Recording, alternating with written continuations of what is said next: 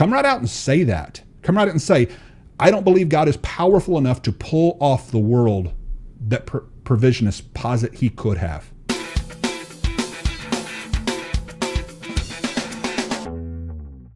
That's what I don't get. I don't get when people who hate the sovereignty of God make the pithy statement, well, God's still on his throne. You don't believe that.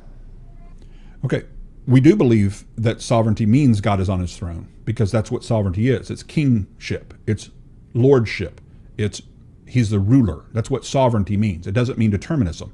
And so when you say, I can't understand why people who hate sovereignty, what he's actually saying is people who hate meticulous determinism is what he's meaning. But nobody in my circles at least, hate sovereignty. What we hate is the misconstruing of sovereignty to mean determinism.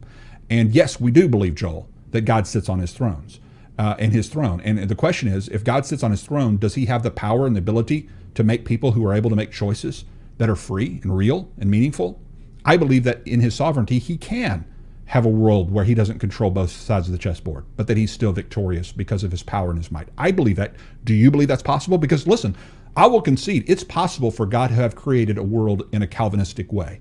I believe it's possible for him to have created a world where he ultimately controls everything in the way that the Calvinists suggest that he does. I believe that's possible. I believe God is powerful enough, sovereign in your word, in the way you use the word. I believe in that way, he could have done it that way. Could you say the same thing about me? Could you say that God, if he wanted to, could have created the world in a way that the provisionist posits that he does? Because a lot of Calvinists will say, no, it's just not possible. He just could not have done it. Because if he were to give up the other side of the chessboard for anybody else to have any control, like that rogue molecule, then God may be thwarted and his will may be just lost and he just could get beat. That molecule might beat him if God gives up any control and any power. Come right out and say that. Come right out and say, I don't believe God is powerful enough to pull off the world that provisionists posit he could have. Come right out and say that your view of God is so weak that he could not have allowed creatures to have any form of real contra-causal free will, to be able to accept or reject his appeal of the gospel. Just come right out and say, I don't believe philosophically it's even possible for God to give that level of control to humanity. And then that way people would understand exactly what it is you're arguing. So don't say it. Don't lie. You don't believe God's on his throne. Because God being on his throne doesn't mean anything for you. Right? Because, yeah, God's on his throne, but God has made a pact with all of humanity, like 8.2 billion people. Who has ever said God made a pact with all of humanity from our perspective? Nobody. Nobody's ever argued that God's like got with heaven, got with people and said, hey, let's work this out, people. I'll make a pact with you that if you never. So this is already more of a straw manning of the other side, rather than saying God in his sovereignty, as A.W. Tozer has argued, God in his sovereignty has chosen to allow us to have the ability to make choices, and that he doesn't in his sovereignty decide which choice we'll make, but that we'll be free to make choices. Then a God less than sovereign would be afraid to grant us that kind of freedom. That's the kinds of arguments that we make on our side. We don't say that God has made a pact with all of humanity, like he's out there trying to wheel and deal with us as to how he's going to create the world.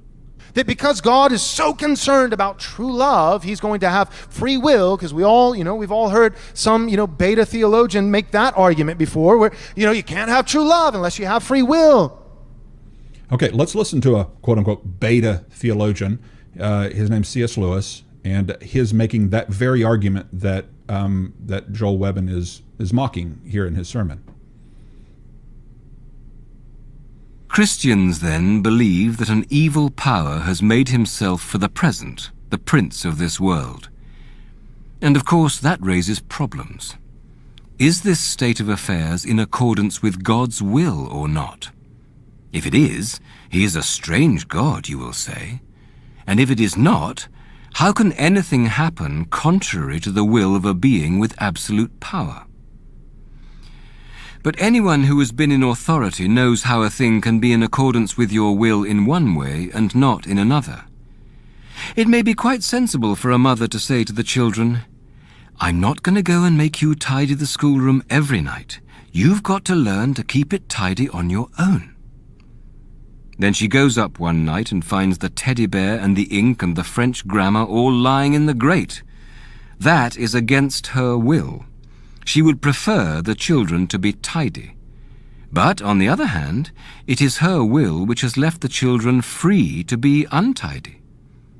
The same thing arises in any regiment or trade union or school. You make a thing voluntary and then half the people do not do it. That is not what you willed, but your will has made it possible. It is probably the same in the universe. God created things which had free will. That means creatures which can go either wrong or right. Some people think they can imagine a creature which was free but had no possibility of going wrong. I cannot.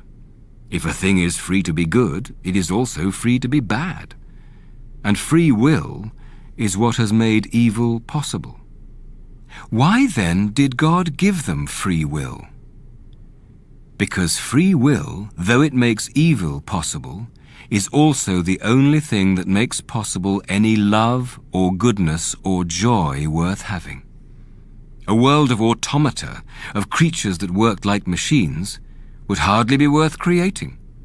The happiness which God designs for his higher creatures is the happiness of being freely, voluntarily united to him and to each other, in an ecstasy of love and delight compared with which the most rapturous love between a man and a woman on this earth is mere milk and water.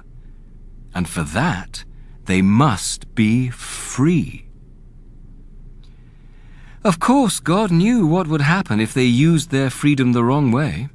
Apparently, he thought it worth the risk. Perhaps we feel inclined to disagree with him. But there is a difficulty about disagreeing with God. He is the source from which all your reasoning power comes. You could not be right and he wrong any more than a stream can rise higher than its own source. When you are arguing against him, you are arguing against the very power that makes you able to argue at all. It is like cutting off the branch you are sitting on. If God thinks this state of war in the universe a price worth paying for free will, that is, for making a live world in which creatures can do real good or harm and something of real importance can happen instead of a toy world which only moves when he pulls the strings, then we may take it is worth paying. When we have understood about free will, we shall see how silly it is to ask, as somebody once asked me, why did God make a creature of such rotten stuff that it went wrong? The better stuff a creature is made of, the cleverer and stronger and freer it is, then the better it will be if it goes right, but also the worse it will be if it goes wrong. A cow cannot be very good or very bad. A dog can be both better and worse. A child better and worse still. An ordinary man still more so. A man of genius still more so. A superhuman spirit best or worst of all. How did the dark power go wrong? Okay, and if you want to watch the rest of that, there is a link in the show notes. It's C.S. Lewis Doodles. I love their website, by the way. You should listen and subscribe to them as well. And yes, C.S. Lewis, the beta theologian, as Joel referred to him as, is making the argument for theodicy. Why did bad things happen in this world? How does that work out? Why and how free will is necessary for love and relationship that's worth having? And of course, Joel just kind of caricatured it first and then dismisses it as a bad argument.